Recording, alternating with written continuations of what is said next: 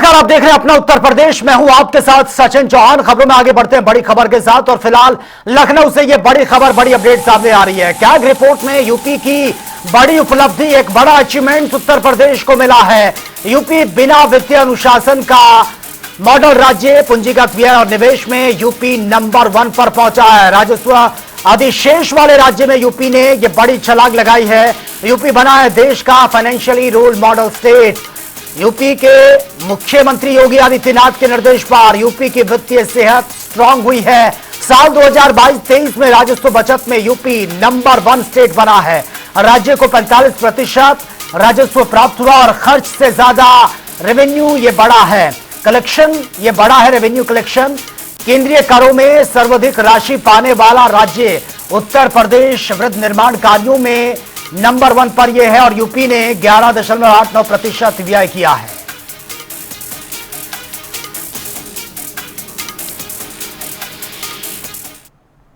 आगे बढ़ते हैं इस वक्त एक और बड़ी खबर के साथ। रामपुर से बड़ी खबर है। सपा नेता आजम खान को दी गई है 22 श्रेणी की सुरक्षा।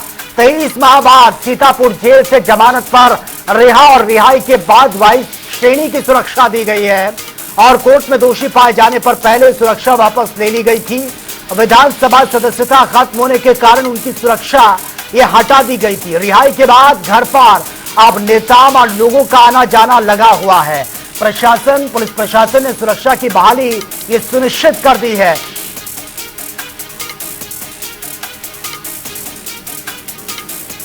और इस खबर पर ज्यादा जानकारी के साथ रामपुर से संवाददाता सुरेश कुमार फोन लाइन पर हमारे साथ बने हैं। सुरेश, फिलहाल ये बड़ी खबर सामने आ रही है आजम खान को लेकर 22 श्रेणी की सुरक्षा उनको फिर से ये दे दी गई है। फिलहाल क्या कुछ जानकारी आपके पास? जी बिल्कुल, मैं बता दूं, जिस तरीके से सदस्यता समाप्त होने के बाद आजम खान की जो है 22 श्रेणी सुरक्षा वापस ले ली गई थी। अब लगातार आजम खान से काफी लोग मिलने आ रहे हैं और कुछ ऐसे नेता भी हैं जो दूसरी पार्टियों के, वो भी मिलने आ रहे हैं। तो कहीं ना कहीं ये देखते हुए प्रशासन ने आजम खान की जो 22 श्रेणी सुरक्षा वापस ली थी वो वापस कर दी गई है। और इसी को लेकर लगातार जिस तरीके के कयास लगाए जा रहे थे कि आजम खान जिस दिन से जेल से निकल के आए हैं तो कहीं ना कहीं 2027 की रणनीति भी तय हो रही है और वो इधर उधर जा भी रहे हैं। तो कहीं ना कहीं प्रशासन की नजर इस पे लगी हुई है कि ऐसा ना हो कि किसी तरीके का कोई हादसा आजम खान के साथ होता है तो प्रशासन की जिम्मेदारी बनेगी। इसीलिए उनकी जो सुरक्षा व्यवस्था है वापस कर दी गई है। जी बिल्कुल सुरेश, लेकिन जिस तरह से वो जब से रिहाई पर बाहर आए हैं, आना जाना लोगों का उनके घर पर लग रहा है, बड़े बड़े जो नेता हैं वो भी उनसे मिल रहे हैं और सुरक्षा के लिहाज से जरूरी भी हो जाता है। लेकिन क्या आजम खान या उनके परिवार की तरफ से भी अभी जो वो रिहाई में बाहर आए हैं उसके बाद से कोई सुरक्षा की मांग की गई थी? जी बिल्कुल, मैं बता दूं, जिस तरीके से आजम खान से लगातार लोग मिल रहे हैं, सभी जगह से आ रहे हैं, तो कहीं ना कहीं आजम खान के लिए जरूरी भी था, प्रशासन की जिम्मेदारी थी।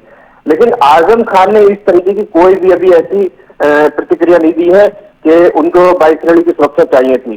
फिर भी प्रशासन ने जिम्मेदारी समझते हुए 22 श्रेणी की सुरक्षा इसलिए वापस की है क्योंकि एक बड़े नेता भी है वो और कहीं ना कहीं समाजवादी पार्टी से जुड़े हैं। क्योंकि कुछ दिन पहले अखिलेश यादव आए थे तो काफी लोग ऐसे थे जो वहां घूम रहे थे। तो कहीं ना कहीं प्रशासन को ये दिखा कि आजम खान के साथ ऐसी कोई अनहोनी ना हो जिससे प्रशासन के ऊपर सवाल खड़े हो। क्योंकि वर्तमान सरकार में ये सवाल उठते चले आ रहे हैं कि आजम खान के साथ जेल में भी काफी कुछ किया गया है, बर्ताव किया गया था, तो इसीलिए 22 श्रेणी की सुरक्षा उनको वापस की गई है। ठीक है सुरेश, बहुत बहुत शुक्रिया फिलहाल आपका इस तमाम जानकारी के लिए।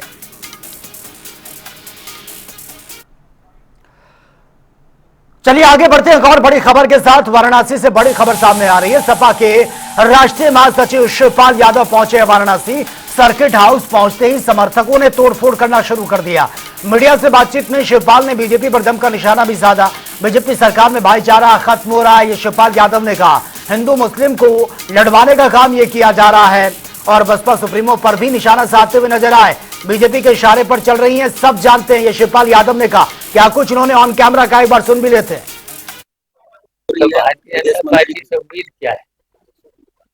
उम्मीद क्या है अगर हम लोगों की अगर फोटो हम लोगों की बात अगर कह दोगे तो आपको भी नहीं घुसने दिया जाएगा। तो सवेरे से शाम तक आप देख ही रहे होंगे। और देश विदेश में और कोई कम बात ही नहीं।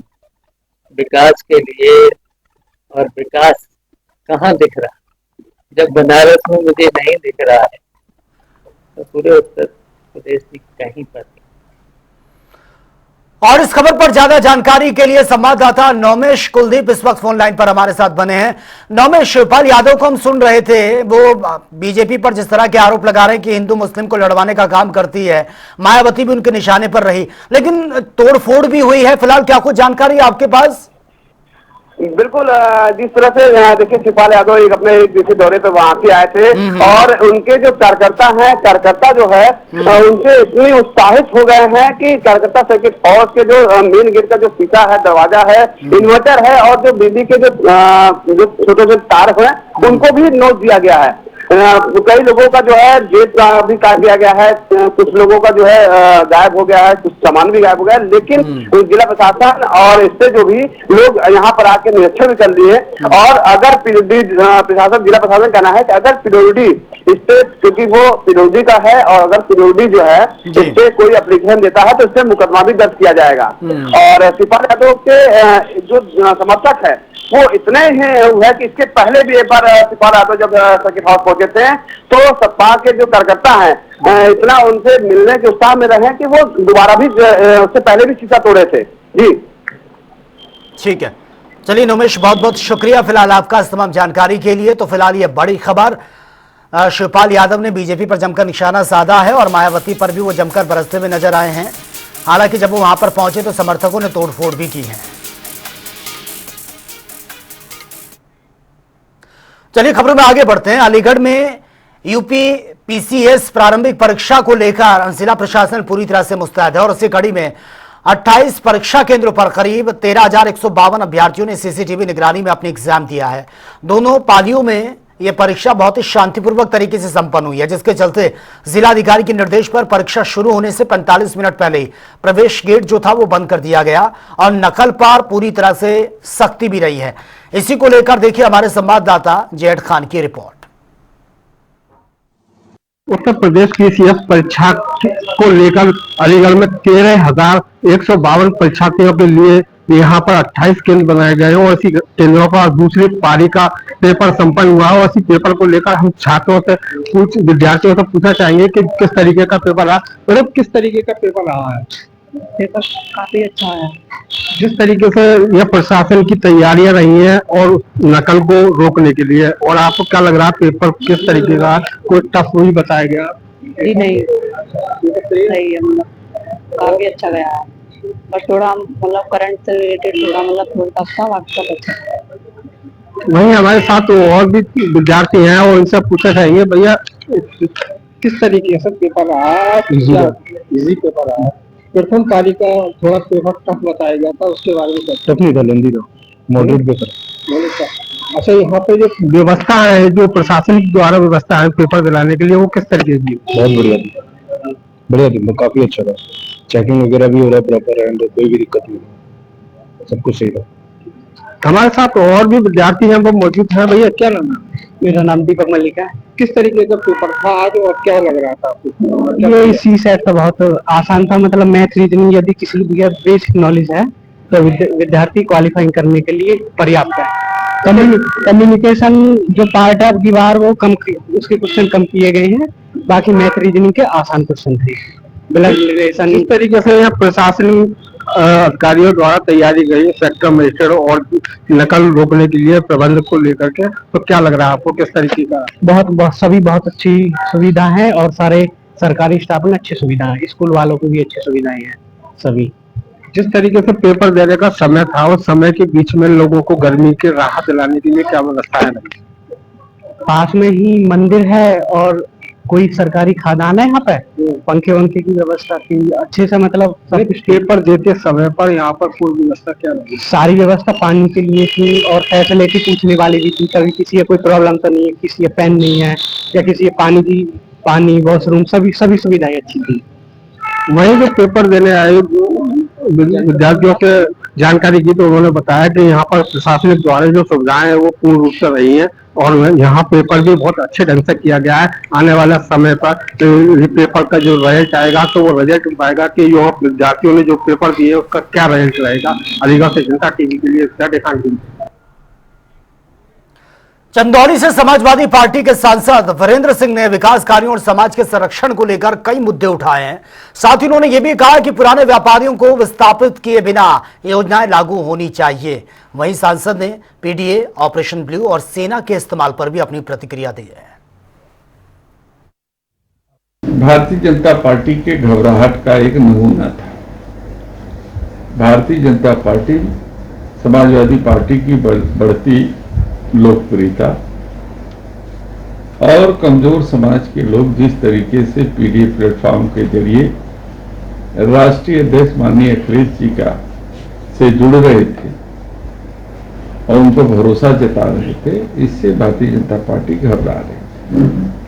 और ये सब मिल करके एक रैली का आयोजन करने का प्रयास किए हैं।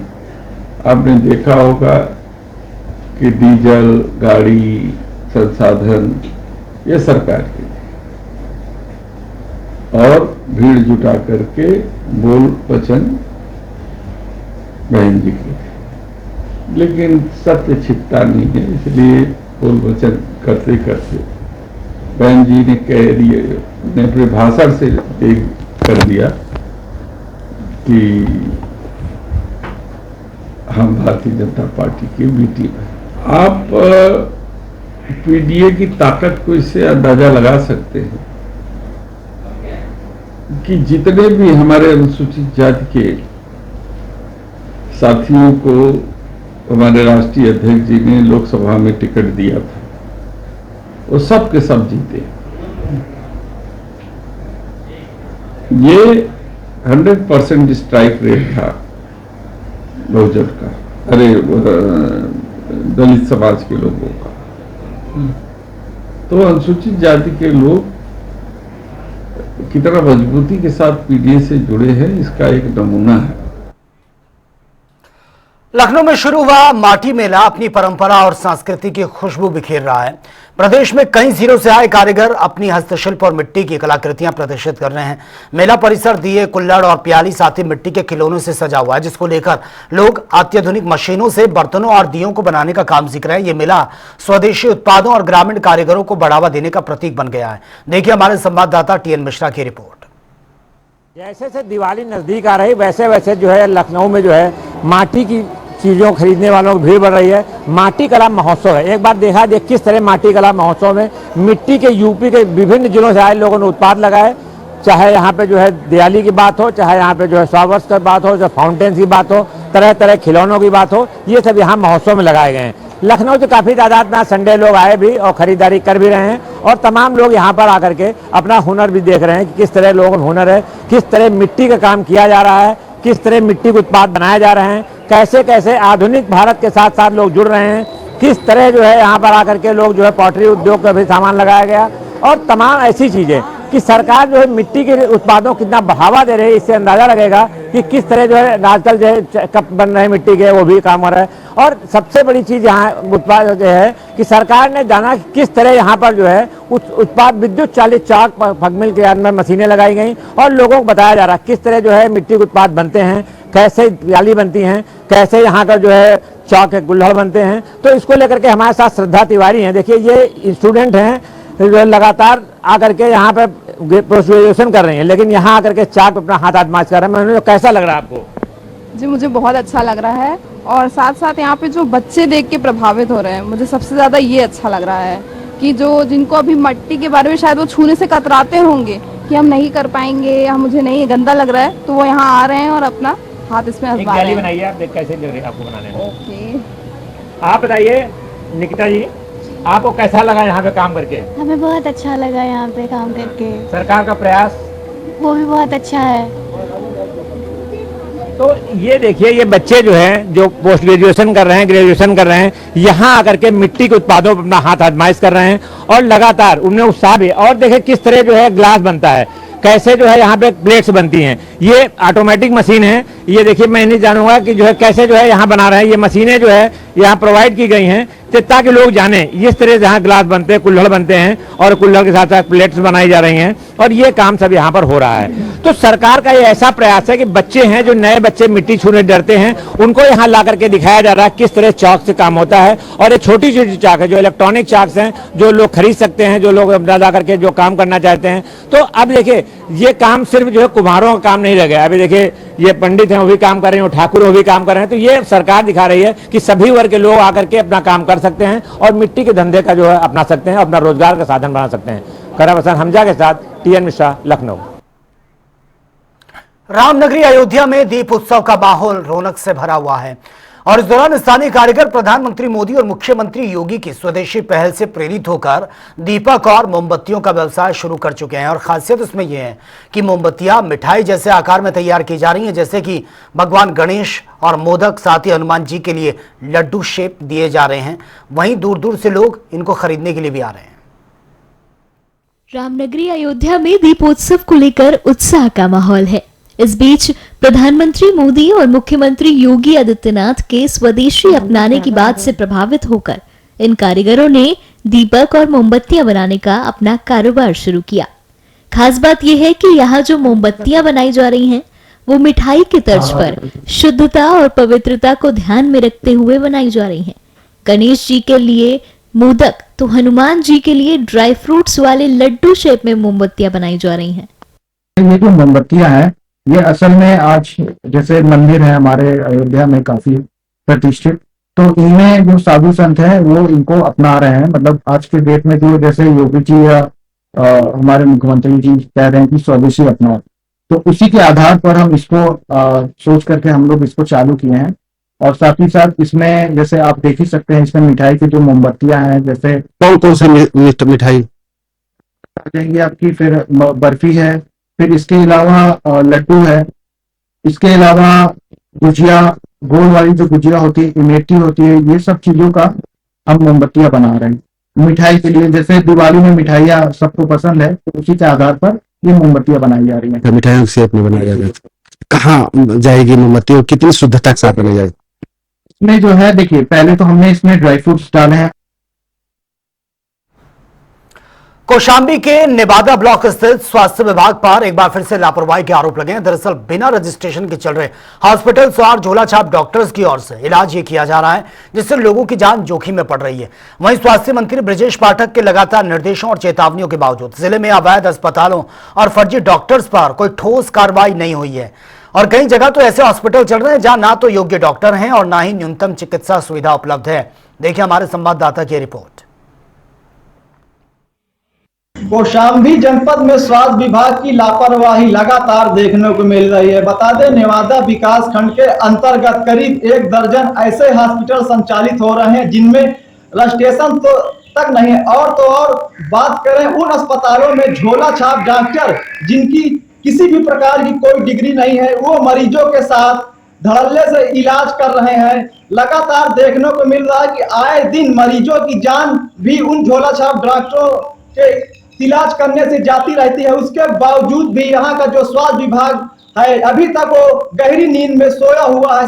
बात करें जिस तरह सरकार के स्वास्थ्य मंत्री ब्रजेश पाठक स्वास्थ्य महकमे को लेकर लगातार बैठक कर दिशा निर्देश दे रहे हैं, उसके बावजूद भी कौशाम्बी जनपद के सीएमओ अभी तक गहरी नींद में सोए हुए हैं। अब देखना ये होगा कि खबर चलने के बाद क्या स्वास्थ्य विभाग उन टीम गठित करके ऐसे अस्पताल संचालकों के खिलाफ कार्रवाई करती है या सिर्फ खाना पूर्ति करके रह जाएगी। ये तो अब देखने वाली बात होगी। कौशाम्बी से जनता टीवी, सरवर तिवारी। चलिए आगे बढ़ते हैं बड़ी खबर के साथ। हापुड़ से बड़ी खबर सामने आ रही है। पुलिस का बड़ा कारनामा देखने को मिला है। पीड़ित महिला की 1 सप्ताह बाद रिपोर्ट तक दर्ज नहीं की गई है। दबंगों ने महिला के साथ जमकर मारपीट की थी। मारपीट का ये पूरा मामला है। हमले में महिला गंभीर रूप से घायल भी हुई। मेडिकल रिपोर्ट के बाद भी मुकदमा तक दर्ज नहीं हुआ है। ये बड़ी लापरवाही। 1 सप्ताह से थाने के चक्कर काट रही है पीड़िता, लेकिन अब तक मुकदमा दर्ज नहीं किया गया है। तो फिलहाल ये बड़ी खबर से आपको अपडेट करा रहे हैं। एक बड़ी लापरवाही, महिला के साथ मारपीट होती है, वो थाने के चक्कर काटती है, लेकिन उसके बावजूद भी अब तक कोई मुकदमा दर्ज तक नहीं किया गया है। ये बड़ी लापरवाही, एक सप्ताह से थाने के चक्कर काट रही है पीड़िता। हापुड़ से ये बड़ी खबर और ये तस्वीरें भी हम आपको दिखा रहे हैं। महिला जब उसके साथ मारपीट हुई, गंभीर रूप से वो घायल हुई थी, लेकिन उसके बाद थाने वो पहुंची, लेकिन एफआईआर दर्ज तक नहीं हुई है। और ये बड़ी लापरवाही आप देख सकते हैं, पुलिस की कार्यप्रणाली पर लगातार सवाल खड़े हो रहे हैं।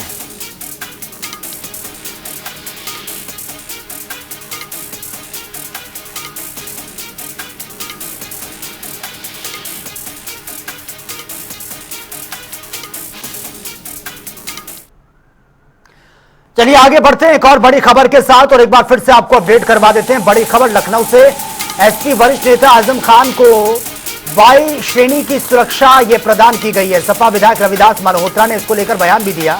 उनके अनुभव और वरिष्ठता को ध्यान में रखकर यह सुरक्षा दी गई है। सपा विधायक कार्यकर्ताओं की सुरक्षा और राजनीतिक मजबूती का संकेत है, ये तक उन्होंने कहा।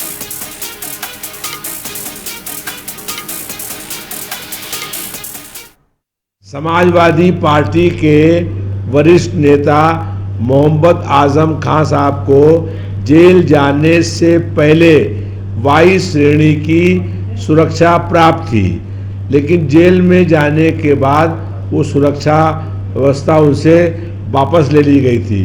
अब फिर से जेल से रिहा होने के बाद उन्हें वाई श्रेणी की सुरक्षा प्रदान कर दी गई है, जिसके लिए वो अधिकृत थे, अधिकारी थे।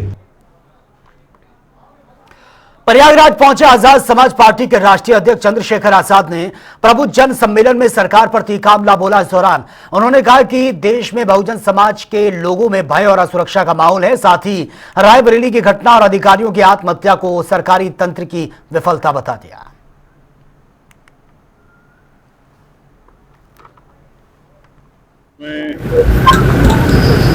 जो प्रबुद्ध सम्मेलन हमारे चल रहे थे उत्तर प्रदेश में, तो ये आखिरी प्रबुद्ध सम्मेलन 3 बार की स्थिति जो है वो कैंसिल हुई। अब ये दोबारा से आज 12 तारीख की परमिशन मिली थी। हमने सहारनपुर से प्रबुद्ध सम्मेलन शुरू किए थे। ये अंतिम जो है न्याय की धरती, जहाँ से पूरे प्रदेश को न्याय की उम्मीद रहती, इलाहाबाद में आज खत्म हो गई। और उम्मीद है प्रबुद्ध सम्मेलन के जरिए जिस कार्य के लिए